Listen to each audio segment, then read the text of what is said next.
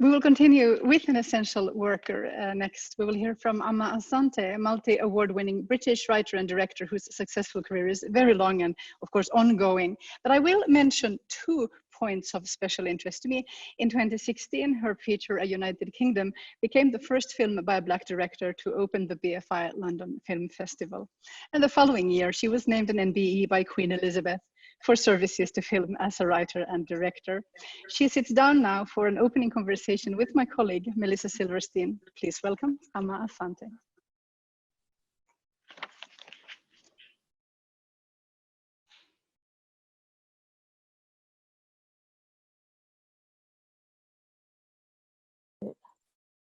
Hello, can you all hear me? Amma?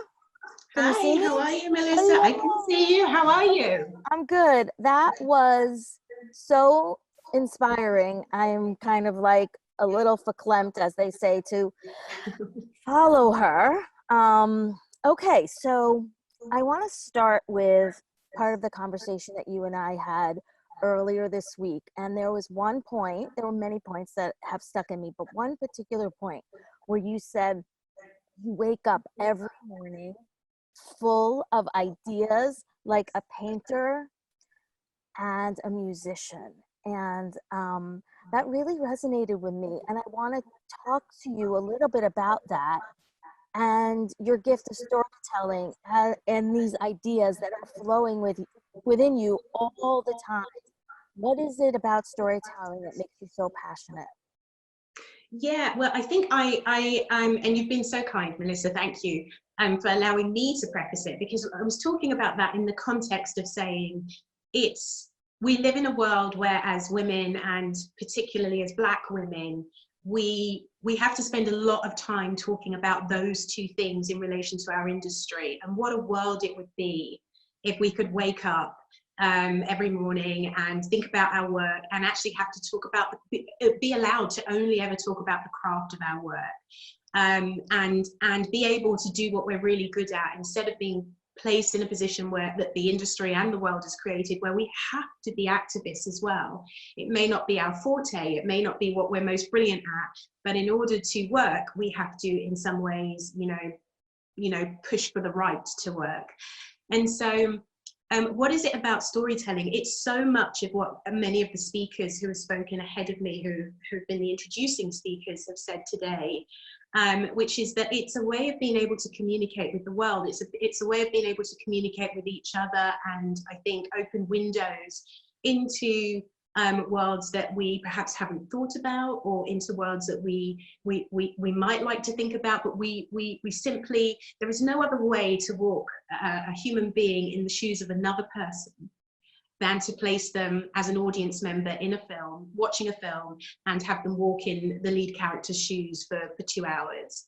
And that's why, film is so important. Film and television is so important, because it's a way of immediately transporting us into experiences that we may never have thought of, or don't know how to necessarily, understand in a way that's wider than our own perspective. And I love that. And sometimes it can be about things that are very, very serious, as many of my films have been about, and sometimes it's just about being able to laugh through the lens or the gaze of somebody else and with somebody else, What you have done through your films, the ones that most of us have seen and know about, is to center a perspective of people that have not been centered in our culture. They have been marginalized, telling the stories of the people who are missing.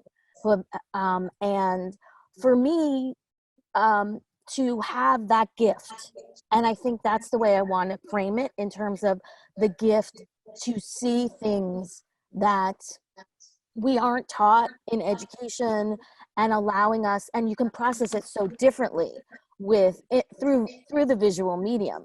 So I always want to thank you for you giving us this gift, but I feel that what you do, and I would like you to elaborate a little bit on this, is how do you take the small, they're not small stories, but how do you take the perspectives of these individual people and make them universal? Like, talk a little bit so about I know I know what you mean when you say small. You mean intimate.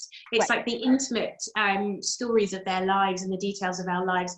Well, I was extremely lucky with my first film that I was making, A Way of Life.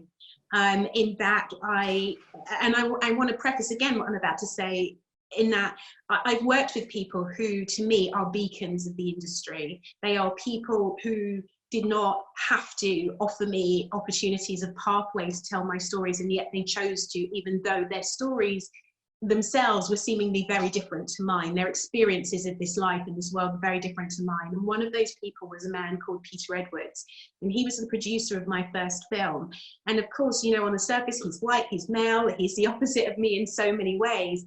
And yet he taught me, when I was worrying and lamenting one day and being very anxious about how my first film would translate to other people outside of the experience, he told me that in the detail, you get the universal. And this has stuck with me forever, ever since then. The idea that in the detail you get the collective. And what that did was free me in many ways to focus on the authenticity and the detail of each character's life, whose story I'm trying to tell, or through whose lens I want people to experience the story through. And when we focus on that detail, we get an authenticity. And when we get an authenticity, we get something that collectively we all have a way of understanding. And I've always felt that audiences will always be far more genius and experienced and perfected at what they do, which is watch movies, than we as filmmakers, because audiences will watch more movies than we'll ever make, even if we're Scorsese or Spielberg. So audiences have a knack of being able to feel and sense and experience what is inauthentic. They know immediately, they switch off immediately when they know it's inauthentic. And so for me, the hard work has always been in the research, whether it's a fictional character or a historical character or a real life character, and then finding the detail that research has offered me to try and give the audience, you know, whoever they are, wherever they're from, whatever gender they are, or however they identify, an authentic experience. I want to build a little bit on authenticity, because I think that is a word that's, you know, being talked about a lot.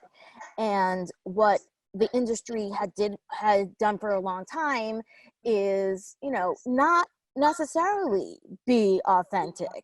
And I want to give the example of a recent job that you did, which was to direct 2 episodes of Mrs. America, which was aired here in the United States on Hulu, and I believe it was also in the UK.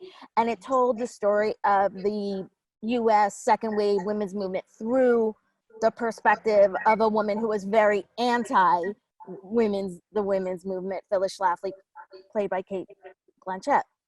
And you directed 2 of the episodes 3 and 4, and the one that was focused on Shirley Chisholm.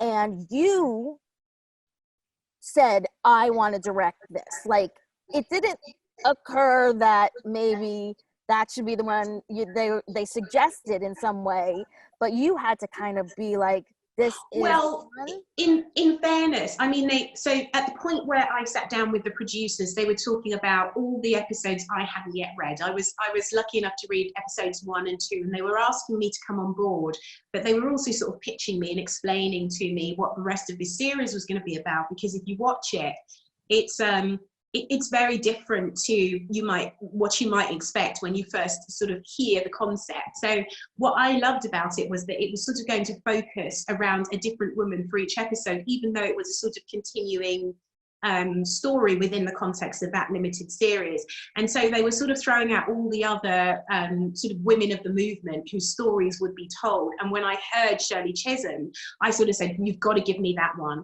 I think in fairness to the producers, they absolutely 2 things, wanted to ensure that, 3 things, wanted to ensure that all the directors were women, yay, on the whole series, and we did have one male who co-directed with a woman, but other than that, all the episodes were women. That it should be, you know, intersectional experience should be represented within that. And so there was myself and Janixa, and And I believe that a woman of color should tell Shirley's story. Certainly it was a woman of color who wrote the episode. So I think so. It's just that I wanted to make sure that I was the woman of color who got that particular episode, because I so desperately wanted to tell her story.